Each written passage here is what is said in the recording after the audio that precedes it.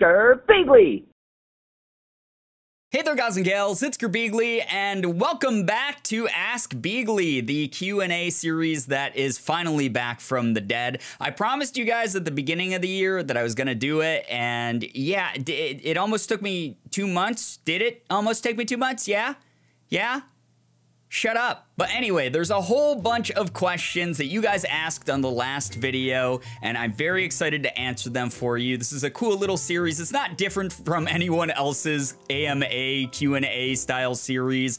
Honestly, it's not unique, but it's mine, okay? It belongs to me, and hopefully that's fun for you guys. It's a cool way for you guys to get to interact with me, and for me to let you guys get to know me better. But yeah, let's go ahead, let's get started here. If you guys want to ask questions for the next video, you can leave comments in this one with your questions, and I'll make sure that I answer those as well. But the first question comes from Audrey W, who asks, which came first, the Gur or the Beagly? The world may never know. See, all right, here's the thing, Audrey. Here's the thing. You answered your own question. You asked me a hypothetical question, it seems like. But you thought you had the answer, but you were wrong. You were wrong. You don't know what you're talking about. Here's the thing. Gur and Beagly, it's not a matter of order. They came at the same time. They arrived at the same time. They're forever. They're linked forever, and you've forgotten that. Gur and Beagly can't be separated. They're there forever, for always, forever, always, forever, always, forever. Starlight asks, what made you get the strip of your hair dyed blonde? Well, years and years ago, I did a charity fundraiser, and I set like this insanely high goal for me at the time for raising money.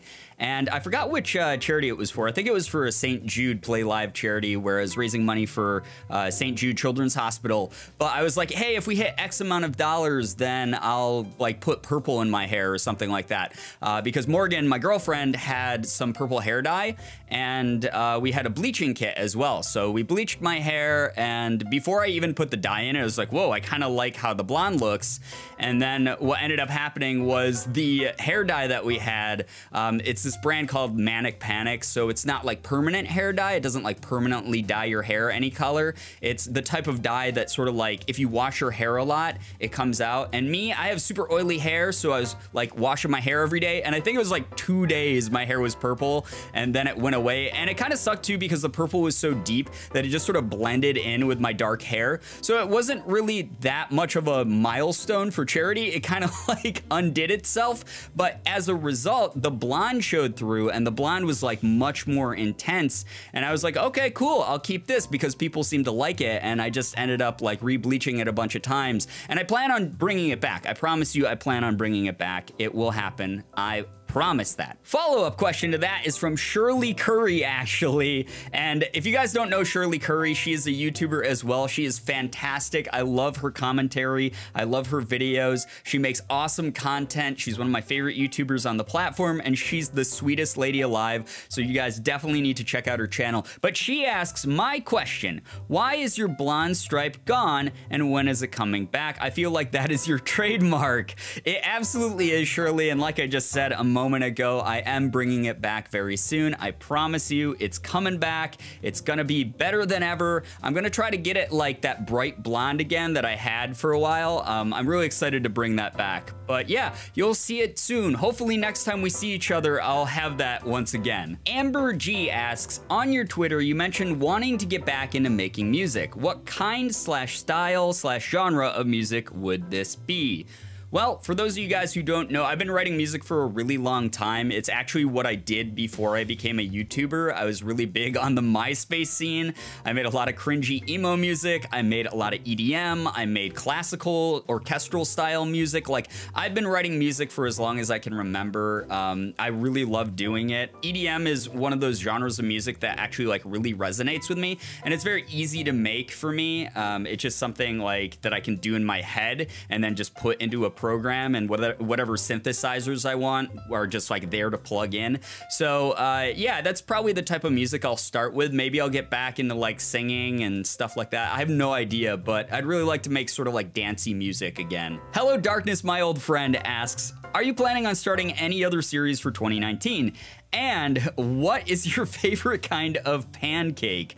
Well, let's answer the important question first here. My favorite type of pancake is probably a pancake with blueberries in it or strawberries. I love both of those berries a lot, and putting them in a pancake makes that pancake just freaking perfect for me. I love that kind of stuff. It's delicious. But then we have this other question here that's, am I starting any other series for 2019? Absolutely. I mean, I'm never not starting series, it feels like. I always have series to replace the ones that I finished. I recently finished Bendy and the Ink Machine, which was a really great series, but I'll be filling that slot in with something else. People have been asking for Tomb Raider for a while. There's a couple other like indie game series that I want to start. There's visual novels, RPGs. There's all sorts of things that are possibilities right now. Like, I'm not adverse to playing AAA games or indie games on the channel, so you'll see something coming up here, I promise you. Abigail G asks, how do you budget your time? Like, how do you split your time between your career, your relations, etc.? Happy New Year. Thank you so much, Abigail.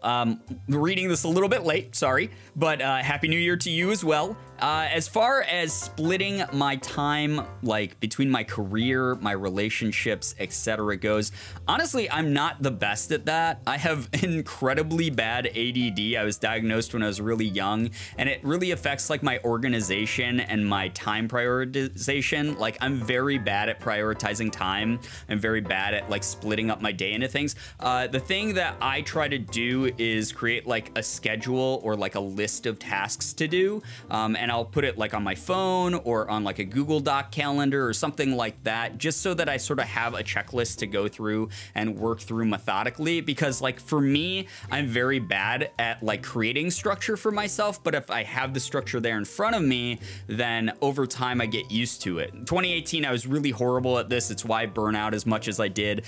So this year, that's actually like a big goal of mine, is to get better at that prioritizing of time. Ina asks, you probably have answered this before, but what video game series would you like to voice act for? What anime series would you like to voice act for? I love this question. This is awesome.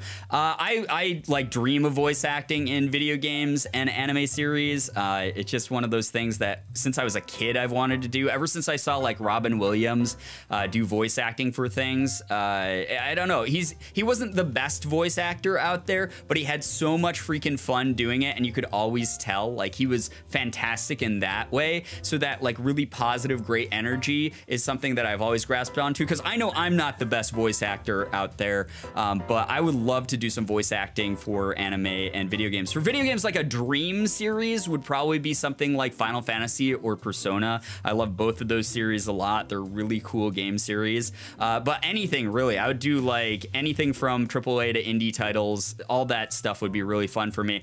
As far as anime series goes, I think I'd love to do a voice in either Dragon Ball Super, because I just like to like yell and be like powering up or something like that. That'd be really fun. Even if I'm like a little like villain minion that gets like blown away immediately by Goku or Vegeta, that would be so freaking cool.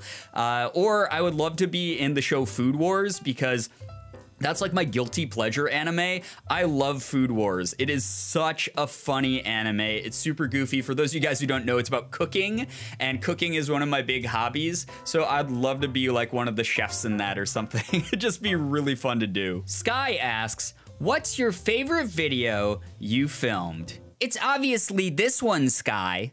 As far as favorite video goes, I can't really pick a favorite one, honestly. I don't know. I get asked this question all the time, and I think back to so many of the videos that I've done over the years, and so many of them stick out as just like being really fun to do, whether they were collabs with friends or challenges or videos I did with Morgan. Things like that are always really fun, and they stick out, and they feel like they were so recent, and then I'll look at like the timestamp on them and I'll be like, oh my god, this video was made 4 years ago or 5 or 6 years ago. Like, that stuff is insane to me. So I really can't pick, but normally the ones where I'm doing stuff with other people make me really happy. Like all the videos I've done with like Ethan and my other friends have been super fun. So probably one of those. Winter Casais. I don't know if I'm saying your name right. I'm so sorry if I just absolutely butchered that. But they ask, I want to know what this is. What's your favorite anime series? My favorite anime series of all time is probably Ranma Half by Rumiko Takahashi. It's an anime that I grew up watching. watching. I think I was like 7 years old when I first started watching it. My mom had bought me like, I think it was like a VHS tape from like a Blockbuster clearance bin, something along those lines. But she just like brought this home, and she brought home the video game as well that was based on that series. It was called Ranma Half Hard Battle, and it was just such a fun anime series. It's what really got me into anime. That and My Neighbor Totoro are the two things that got me super into anime when I was younger. So yeah, Ranma Half is definitely up there as like my favorite series of all time. I love it. It's got comedy, it's got action, it's got romance. It's just really wholesome and really goofy, and there's just a lot of it. It's a very long series, so if you decide to get into it, just be ready to put aside a lot of time. But like I said, I grew up watching it, and I just love it to death. Shakira asks, what are some things you're excited to do this year that you haven't done before? Oh, so much, so freaking much. The biggest thing on my mind right now is probably PAX East. I have my first solo PAX panel. I've done solo panels before, but this is my first PAX panel, and PAX is like the big one. That's the big gaming convention that the US has, and PAX East is like probably the one I like the most out of them, just because it's the perfect blend of like fans, friends, and gaming industry like all together. So I am very excited for that. I'm also super nervous. Like I'm already very nervous about that, even though it's around a month away. But I'm very excited to do that. I've never done a PAX solo panel before. I hope people come. Once the official PAX schedule is released, I'll obviously put that up in like a video and a tweet. But yeah, that's something that's cool. Also, hopefully I get more opportunities to do like voice acting and more opportunities to do some sort of like shoutcasting thing. I really like doing that. Last year at PAX East, I actually got to do like this shoutcasting gig where there's this gaming tournament going on, and I got to do like live commentary on it. So I want to do more of that. And to fit into the question of things I haven't done before, I'd like to do it for like a more action-based game, because I did it for a strategy-based game and it was sort of like slow-paced. I'd like to do it for something fast, just to see if I can keep up and make worthwhile commentary during. So yeah, those are the types of things that I really look forward to this year. Madison asks, what are some places that you really want to travel to at some point in the future?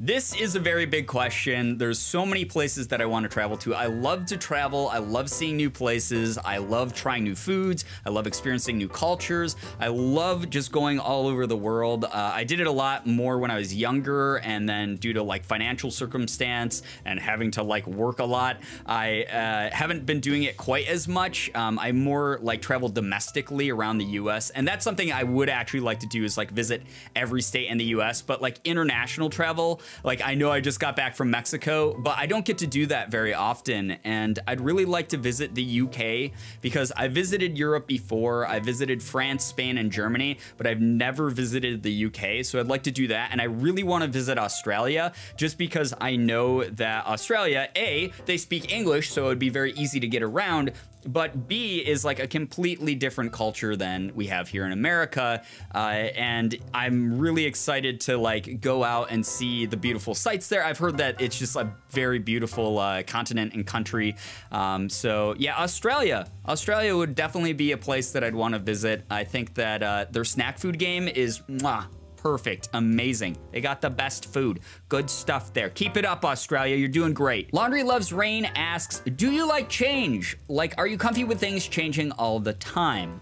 I don't know if I'd say that I love things changing all the time, but I'm pretty comfortable with change. Like, I'm okay with change. I think that change is necessary to keep things dynamic and to keep things progressing and improving and things like that. So I'm not adverse to change. I'm not the type of person who absolutely gets overwhelmed by change, but when too much change is happening all at the same time, like whether it's from different sources, like if my schedule, like my work schedule suddenly changed, and on top of that, like my car situation suddenly changed, and also also like something in my personal life changed as well, or in like my bank account, like if a bunch of stuff happened all at the same time, just sort of like piled up, yeah, then like pretty much anyone's gonna get overwhelmed. Every one of us has a limit, but I'm not uncomfortable with change at all. I think that change is something that keeps life fresh and fast moving, and that's the type of person I am. I always sort of like get into the mix and enjoy seeing where life leads me. So yeah, change isn't something that I'm uncomfortable with. Purple Mountain Meow asks,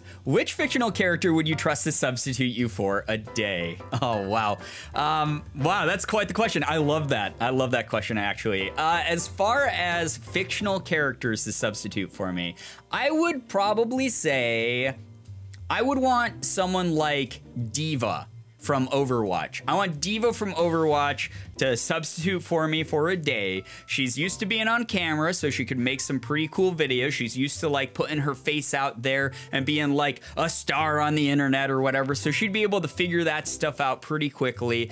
She has like a good social media presence. She's loved by Korea, loved by the world, and she's super resourceful, really smart, down to earth behind the camera. Like, I would love Diva. Yeah, Diva would be my pick. And our final question here is from Dulstrong. I'm gonna hurt myself if I try to say this name anymore. I'm sorry that I can't.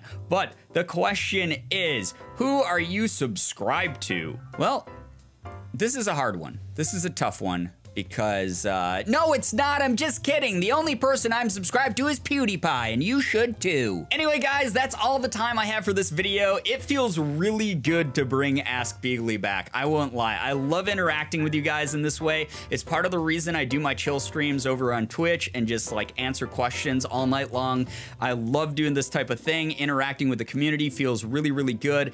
And on top of it, I like the fact that I get to put myself out there. You guys get to know me a little bit better and just have some fun with some questions that you guys ask me. But if you guys want your questions in a future video, like I said at the beginning of this one, make sure that you leave them down below in the comments of this one, and I'll make another one of these hopefully sooner than it took for me to make this one. I promise you that the time frame will be a lot smaller between these. I will be bringing this back as a regular series, and hopefully it's something that you guys like. But in the meantime, hopefully you guys enjoyed this one. If you did, please be sure to hit the like button, subscribe to the channel, and as always, it was great seeing ya. Bye-bye. Girbeagly.